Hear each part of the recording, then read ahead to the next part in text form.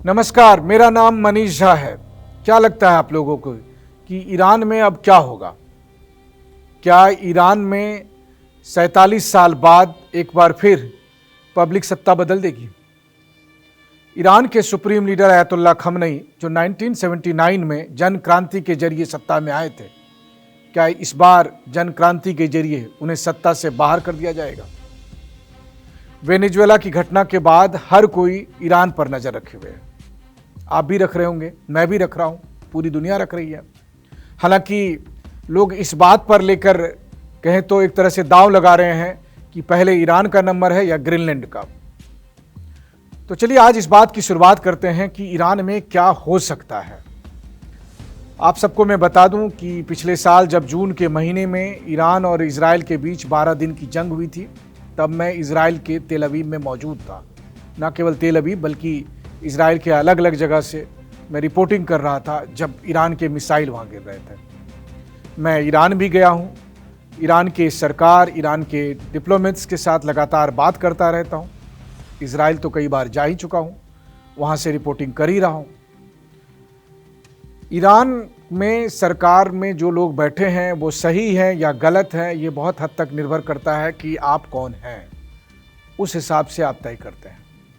लेकिन एक रिपोर्टर के तौर पर मेरा एक मानना है कि किस देश में किसकी सरकार होगी, कौन प्रधानमंत्री बनेगा, कौन राष्ट्रपति बनेगा, कम से कम ये तय करने का अधिकार व्हाइट हाउस का नहीं है, ना होना चाहिए।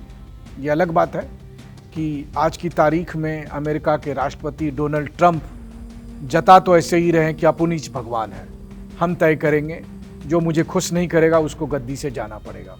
लेकिन ये गलत है, ये अंतर्राष्ट्रीय नियमों का उल्लंघन है। लेकिन फिर वही बात है, सैकड़ों साल पहले तुलसीदास जी लिख कर गए थे कि समरथ को नहीं दोष को साईं, जिसकी लाठी उसकी भैंस। तो ट्रंप ऐसा कर रहे हैं, तो ट्रंप तो लगे हुए हैं पूरी ताकत के साथ कि इजराइल की मदद लेकर वो ईरान में सत्ता पलट करवा दें। इजराइल तो चाह ही रहा है, लेकिन क्या ईरान में तख्ता पलट हो सकता है, और अगर होगा तो किस रूप में होगा? इसको लेकर आप तमाम तरह की खबरें देख रहे होंगे। मैं आपको कुछ बातें बताना चाहता हूं और मैं कोशिश करूंगा कि मैं इसमें उन सभी बातों को रखूं निर्विकार तौर पर, निष्पक्ष तौर पर, क्योंकि हम पहले फैसला कर लेते हैं और फिर उस हिसाब से दलील रखते हैं। तो सबसे पहले तो देखिए कि स्थिति क्या बनी हुई है। स्थिति ये है, आप सब जानते हैं कि पिछले कई दिनों से ईरान के अलग अलग प्रांतों में, या कहें कि लगभग पूरे ईरान में विरोध प्रदर्शन हो रहे हैं। विरोध प्रदर्शन हिंसक भी हो रहे हैं। ऐसा नहीं है कि ईरान में पहले विरोध प्रदर्शन नहीं हुए, बहुत हुए। खास करके 2009 में, 2019 में, या फिर महिसा अमीनी के मामले में 2022 में तो कई महीनों का विरोध प्रदर्शन हुआ था, कई सौ लोग मारे गए थे, लेकिन ईरान ने उसको कंट्रोल कर लिया था। तो आप सोचते होंगे कि फिर इस विरोध प्रदर्शन में और पहले के विरोध प्रदर्शनों में क्या अंतर है। देखिए, वहाँ इस तरह के जो विरोध प्रदर्शन हुए उसमें आम नागरिक तो खैर कहाँ नहीं प्रॉब्लम है। मतलब मैं पहले यहाँ से बात शुरू करता हूँ।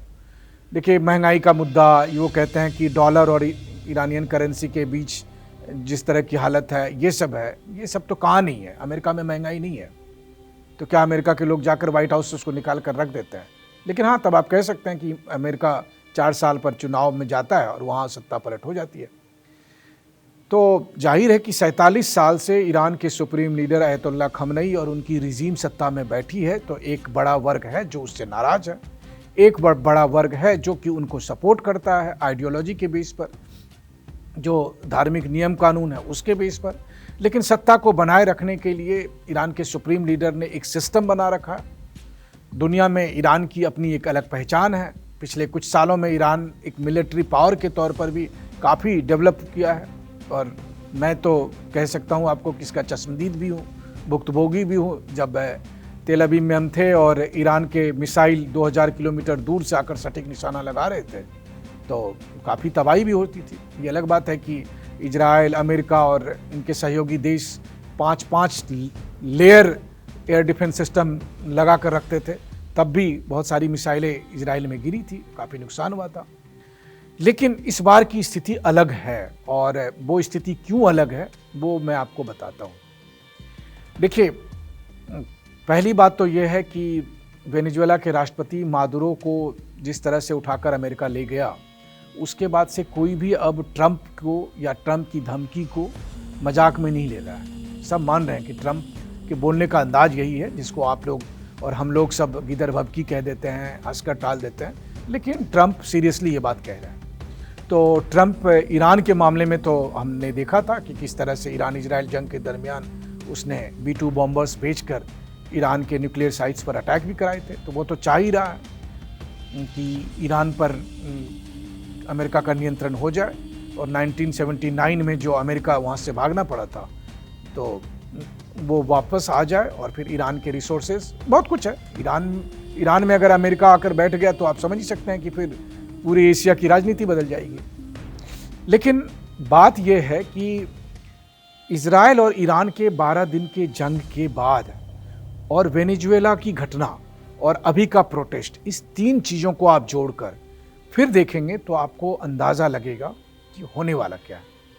तो सबसे पहले तो यह है कि ईरान और इजराइल के बीच 12 दिन की जंग में मैं ये नहीं कह रहा कि कौन जीता कौन हारा। ईरान ने भी अपनी ताकत दिखाई, इजराइल ने भी जो है सो बहुत स्ट्राइक किए, जिसके वीडियो कुछ आए और जो आए उससे पता चला कि ईरान को कितना नुकसान हुआ है। लेकिन याद करिए, पहले दिन जब 12-13 जून की रात में इजराइल ने ईरान की लगभग टॉप मिलिट्री लीडरशिप के लगभग सभी लोगों का सफाया कर दिया था। उस समय ये भी बात आई थी कि 2 दिन बाद यानी 15 जून को उन्होंने प्लान भी किया था कि ईरान के सुप्रीम लीडर अयतुल्ला खamenei को भी मार दिया जाए, लेकिन तब ट्रंप ने अनुमति नहीं दी थी। अब वहाँ से आप ये देखिए कि उसके बाद ईरान के पास आज भी मिसाइलों की कमी नहीं है। ईरान के पास मिसाइल है, ईरान के पास ड्रोन है, पिछले कुछ महीनों में रूस से भी काफ़ी हथियार उनके पास आए हैं। मिलिट्री वाइज ईरान मजबूत है अभी। ऐसा नहीं है कि अगर वो खाली इजराइल और ईरान की जंग हो तो ऐसा नहीं है कि ईरान 19 पड़ेगा। हाँ, इजराइल और अमेरिका मिलकर आए तो भाई तब तो दुनिया का कोई भी मुल्क उससे नहीं लड़ पाएगा अभी। तो फिर ईरान भी कैसे लड़ सकता है? अकेले तो नहीं लड़ पाएगा, और रूस और चीन कोई उसके लिए लड़ने आएंगे नहीं। मैं कहना ये चाह रहा हूँ कि आज की तारीख में ईरान की एक अलग किस्म की दुविधा है, और वो दुविधा क्यों हो गई है इसको आप समझिए, उसी में सारा आंसर है। आप ये सोचिए कि अगर मैं आपको कहूँ कि आप चलिए स्विमिंग करने, तैराकी करने, और आपको तालाब में, स्विमिंग पूल में, नदी में आपके हाथ पैर बांध करके कहे कि अब तैर के दिखाओ, तो आप तैर पाएंगे नहीं ना। ईरान की सरकार के साथ, ईरान के रिजीम के साथ, ईरान की सत्ता के साथ आज यही हो रहा है। ट्रंप ने अल्टीमेटम दे दिया है कि भैया गोली मत चलाना, प्रदर्शनकारियों पर अगर आपने सख्ती बरती, गोली चलाई तो हम आ जाएंगे। तो वो गोली नहीं चला सकते। IRGC के पास ताकत है, IRGC की जो बासिस फोर्सेस हैं उसके पास रिसोर्सेस हैं, लेकिन अगर ऐसा नहीं है कि वो नहीं कर रहे हैं, छिटपुट वो कर भी रहे हैं। और लेकिन उनको अब खाली, पहले क्या होता था कि विरोध प्रदर्शन को दबाने के लिए वो सरेआम गोली मारते थे या उनको कड़ी से कड़ी सजा देते थे, फांसी पे लटका दिया मान लीजिए, उसको इजरायली एजेंट कह के गोली से भून दिया। लेकिन अभी अगर उन्होंने किया, अगर वो सामने आ गया तो फिर दिक्कत होगी। इसीलिए दिक्कत यह है कि इजराइल या अमेरिका को किसी भी तरीके से ये पता ना चल सके, इसलिए IRGC और बासिस फोर्सेस अपनी ताकत का इस्तेमाल नहीं कर रहे हैं। और मुझे ऐसा लगता है कि ईरान के सुप्रीम लीडर की तरफ से और टॉप लीडरशिप ने ये कह रखा है कि अभी ईरान के लोगों के साथ सख्ती नहीं बरतनी है, क्योंकि कोई ऐसी बड़ी घटना अगर सामने आ गई तो ट्रंप को मौका मिल जाएगा। ट्रंप को तो बस बहाना चाहिए। वेनेजुएला वाले मामले में वो कह रहे थे कि ये नार्को टेररिस्ट का मामला है, नार्को टेररिज्म का मामला है। अब तो सबको पता चल ही गया कि वो तेल का खेल था, लेकिन उन्होंने एक बहाना बना लिया था। ईरान की स्थिति वेनेजुएला से मजबूत है, ना केवल मिलिट्री वाइज बल्कि डिप्लोमेटिक वाइज भी।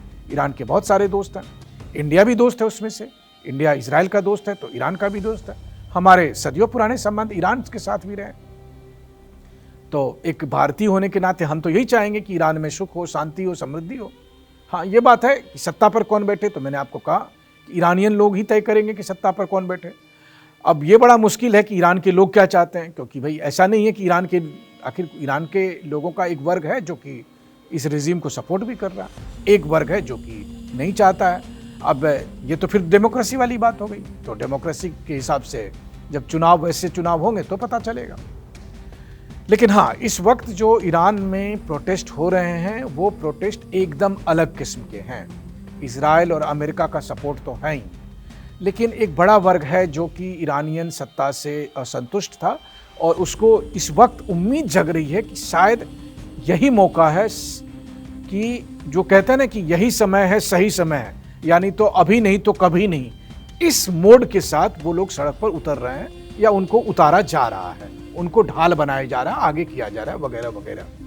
मैं एक बार फिर से कहता हूं कि सही कौन है, गलत कौन है, उसके लिए फिर आपको दूसरे पैमाने पर आना पड़ेगा, जिसमें पहला पैमाना तो यही है कि किस देश में किसकी सरकार बनेगी, ये उस देश के लोग तय करेंगे, है ना। लेकिन वो तो हो नहीं रहा। वेनेजुएला में भी ट्रंप कह रहे हैं कि हम शासन चलाएंगे। खैर, ट्रंप का मामला दूसरा है, ट्रंप के बारे में हम अलग से बात करेंगे।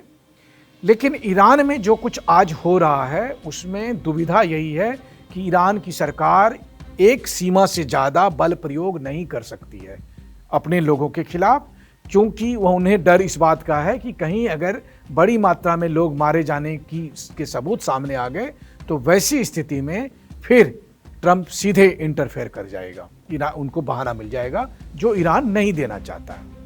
अब जो दूसरी पॉसिबिलिटी है वो ये हो सकती है कि इजराइल और अमेरिका प्रोवोक करे ईरान को ऐसा कुछ करने के लिए, या नहीं तो उनके लोग ही ऐसा कोई घटना कर दे।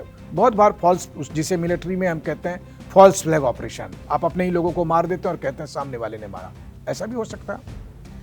लेकिन इन दोनों के अलावा जो तीसरी बात है जो मुझे लग रहा है कि यहाँ पर सब देखिए, अगर ईरान की सरकार ने गोली नहीं चलाई तो प्रदर्शनकारी ईरान की सरकार में बैठे लोगों को लेकर चल जाएंगे, क्योंकि फिर लाखों की संख्या में लोग आ रहे हैं। अच्छा, एक बात यह है कि ऑपरेशन मादुरो के बाद बहुत से लोग जो ईरान में बैठे थे, जो इजराइल और अमेरिका की ताकत के भरोसे बैठे थे, उन्हें लगता है कि ट्रंप चाचा अभी कुछ कर दिखाएंगे, तो उनके लिए एक आप कह सकते हैं कि मनोबल बढ़ाने वाली बात है। इस बीच में एक नया ट्रेंड ये भी है कि ईरान के शाह पहलवी के बेटे रजा पहलवी पहले की तुलना में उनकी भी थोड़ी क्रेडिबिलिटी बढ़ी है। हालांकि मैं कहता हूं कि इससे कितना फर्क पड़ता है। बांग्लादेश में मोहम्मद यूनुस सरकार चला रहे हैं, वो कौन से लोकप्रिय नेता थे, या सीरिया में राष्ट्रपति बने तो वो कौन सा इलेक्शन जीत कर आए थे। वो तो मान लीजिए अमेरिका और इजराइल को अगर सत्ता पलट हो गई तो उनको वो तय करेंगे कि किसको बनाना है, कौन टॉम डिक एंड हैरी किसी को पकड़ कर बना सकते हैं, तो वो शाह पहलवी एक नाम हो सकता है। शाह पहलवी इसलिए भी आगे बढ़ के कर रहे हैं। लेकिन हाँ, एक बात है, अगर मैं आपको कहूँ तो पिछले कुछ दिनों में शाह पहलवी के समर्थन में लोगों की संख्या बढ़ी है। मेरे कई जो लोग हैं वो शाह पहलवी की टीम में हैं जिनसे मैं बातचीत करता हूँ, और वो भी कैमरे से बाहर कई बार निष्पक्ष ये बात कहते हैं कि पहले की तुलना में थोड़ा सपोर्ट बढ़ा है। होता है ऐसा, मतलब ईरान के लोगों को भी एक विकल्प की तलाश चाहिए, और इस वक्त उन्हें लग रहा है कि शाह पहलवी एक विकल्प हो सकते हैं। हालांकि देखने वाली बात होगी। मतलब वेनेजुएला में तो पहले हम लोग यही कह रहे थे कि नोबेल पुरस्कार विजेता मारिया कोरिना मचाडो को ट्रंप पहले ही दिन गद्दी पर बिठा देंगे, लेकिन अभी बिठाए नहीं है, मिलने वाले हैं, देखिए क्या होता है वेनेजुएला में।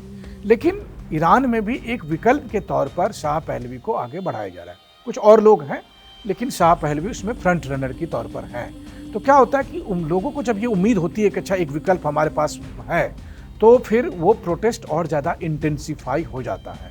और इस वक्त जो हालत है उसमें ये बात तो जरूर है कि तेहरान से लेकर ईरान के लगभग सभी प्रांतों में बड़ी संख्या में लोग सड़क पर उतर रहे हैं, और वो सत्ता प्रतिष्ठानों पर अपना नियंत्रण स्थापित करने की कोशिश कर रहे हैं। कहीं नहीं, बल्कि ज़्यादातर जगह पर भीड़ भी हिंसक हो रही है। बल्कि जो कुछ लोग मारे गए उसको लेकर अमेरिकी राष्ट्रपति डोनाल्ड ट्रंप ने कहा कि उसमें से भीड़ इतनी ज़्यादा थी कि कुछ लोग जो है भगदड़ में मारे गए। हालांकि मैं आपको बताऊं, यही नैरेटिव का खेल है। वो अभी ये नहीं कह रहे हैं, वो चाहते तो वो कह सकते थे कि इनको IRGC ने मारा है, लेकिन तब क्या है कि अभी कम लोग हैं, इसलिए वो वहाँ पे नहीं कहना चाह रहे हैं। वो कह रहे हैं भीड़ इतनी है, मतलब वो कहना ये चाह रहे हैं कि लाखों की संख्या में लोग, और जो कुछ दिनों के में करोड़ में पहुँच जाएंगे, इतनी भीड़ आ रही है। मतलब इतना बड़ा जनादेश जो है वो ईरानियन रिजीम के खिलाफ है। ये ट्रंप अपने उस स्टेटमेंट के जरिए बताने की कोशिश कर रहे हैं। तो अभी वो यही कह रहे हैं कि भीड़ आई थी, कुछ लोग जो है दब के कुचल के मर गए, भगदड़ में मारे गए, लेकिन उनका असली मकसद ये जताने का है कि बड़ी संख्या में लोग ऐसा चाहते हैं ताकि वो ग्लोबल नैरेटिव बना सके। ठीक वैसा ही जैसा कि इराक में वेपन ऑफ मास डिस्ट्रक्शन की बात कहकर सद्दाम हुसैन के खिलाफ कार्रवाई की गई थी, और इस बार वो चाहते हैं कि ईरान के चूंकि मित्र राष्ट्र भी बहुत सारे हैं, तो उन लोगों को सेटिस्फाई करने के लिए वो कहेंगे कि भाई पब्लिक ही नहीं चाहती है तो आप लोग कैसे सपोर्ट कर रहे हो। और वैसी स्थिति में कोई भी देश हो, भारत हो, रूस हो, चीन हो, कोई भी मुल्क हो, भाई पब्लिक अगर आमदा है हटाने पे तो आप क्या कर सकते हैं। नेपाल में क्या हुआ, बांग्लादेश में क्या हुआ, श्रीलंका में क्या हुआ, तो पब्लिक का एक तो चाहे उसका इस्तेमाल किया गया, उसको ढाल बनाया गया, लेकिन पब्लिक को तो सामने लाया गया। आखिर पब्लिक तो आ ही रही है, ऐसा तो है नहीं कि उसको अमेरिका से, इजराइल से लाया गया। हाँ, दूसरी बात है कि देखिए ईरान के साथ दिक्कत यह है कि ईरान का सगा उसके आसपास कोई नहीं है। इजराइल और अमेरिका से तो दुश्मनी है ही, बाकी जितने मुस्लिम देश हैं मिडिल ईस्ट के, सऊदी हो, टर्की हो, यूएई हो, कतर हो, बहरीन हो, सब चाहते हैं कि ये रिजीम जाए। उसमें से कुछ लोगों ने थोड़े दिन पहले दोस्ती का हाथ भी बढ़ाया था, तो उनको ये लगा था कि खास करके जब उन्होंने देखा कि ईरान की इतनी सैन्य ताकत है, तो उन्हें लगा कि कम से कम ये भाई जो है दूर ही रहे, तो उन्होंने दोस्ती का भी हाथ निभाया। लेकिन दिल से सब तैयार बैठे हैं, और सब जैसे ही मौका मिलेगा तो ईरान के खिलाफ एक्शन लेने में कोई पीछे नहीं हटेगा। तो कुल मिला जुला कर अगर देखा जाए तो ईरान अभी अकेला है, अलग थलग पड़ा है। ऊपर से ट्रंप का अल्टीमेटम है कि गोली मत चलाना भाई, और नहीं तो हम लोग आ जाएंगे। इतनी सारी दुविधाओं के बीच में ईरान के पास विकल्प क्या है? मुझे लगता है कि मरता क्या ना करता।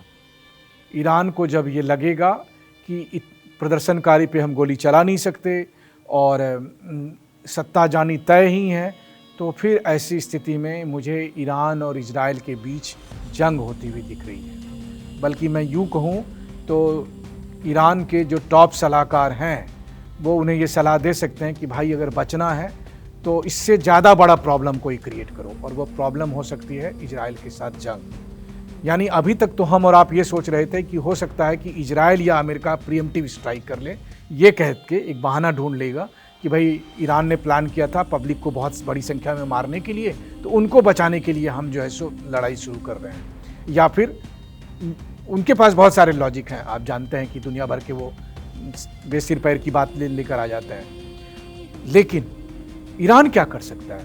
मुझे लगता है कि ईरान की सरकार, ईरान का रिजीम, अगर उसे लगता है कि खतरा अब इतना आ गया है कि अब करो या मरो की स्थिति में है, तो वो भी बचने के लिए इजराइल के साथ जंग शुरू कर सकता है।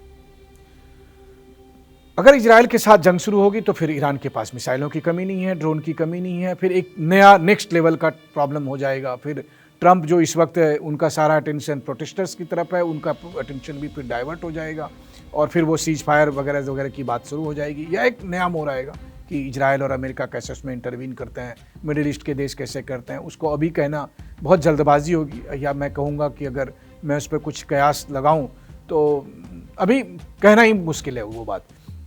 लेकिन एक बात मेरी समझ में आ रही है कि 47 साल के बाद ईरान के सुप्रीम लीडर के सामने इस वक्त सबसे गंभीर परिस्थिति आई हुई है। और अगर आप लोगों ने महाभारत सीरियल देखा होगा तो महाभारत सीरियल में आपने देखा होगा कि किस तरीके से जब भीष्म पितामह को रोकना मुश्किल हो गया था, तब शिखंडी को आगे किया गया था और फिर पीछे से वार किया गया था।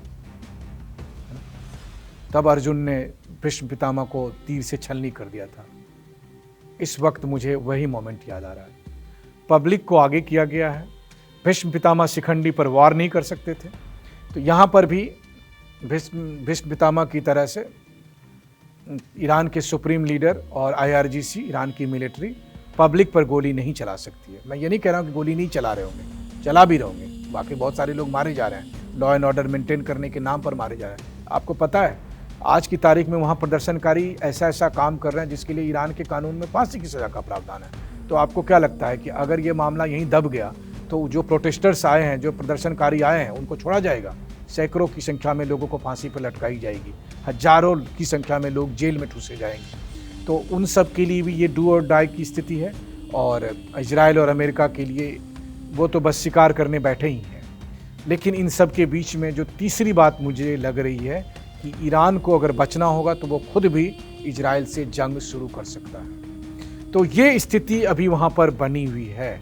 और जहाँ तक बची बात वैश्विक समुदाय का, तो देखिए हम सब अच्छे लोग हैं और उसी तरह हमारे जो दुनिया भर के देश हैं वो भी बड़े अच्छे देश हैं। वो बस घटना घटने का इंतज़ार करते हैं। जब सब कुछ हो जाता है तो फिर बयानबाजी होती है। तो ये सब बयानबाजी होगी। क्या होगा ये फैसला ईरान, इजराइल और अमेरिका में होगा। इस तीन के अलावा चौथा इसमें कोई रोल कुछ भी तरीके से नहीं अदा करने वाला है। और एक तरफ इजराइल और अमेरिका है, एक तरफ ईरान है और ईरान के हाथ पैर बांध दिए गए हैं। तो फिर ईरान इसमें कैसे सर्वाइव करेगा ये देखने वाली बात है। हाँ, ये अलग बात है कि पिछले 47 साल से ईरान की सरकार ने, ईरान के रिजीम ने बहुत से अमेरिकन प्रेसिडेंट को देखे। कई बार लगता था कि अब सत्ता पलट हुआ, अब सत्ता पलट हुआ। लेकिन इस बार का मामला उन तमाम मामलों से अलग है। इस बार आर या पार की स्थिति है और ज़्यादा संभावना ये है कि बहुत मुश्किल से भी शायद आयतुल्लाह खमेनी नहीं बचेंगे।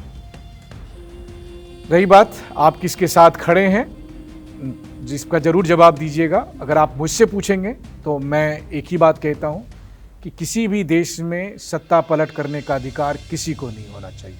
उस देश की जनता को तय करने का अधिकार है कि वहां पर कौन उसका निर्वाचित प्रधानमंत्री या राष्ट्रपति होगा। तो आज के लिए बस इतना ही। शुक्रिया।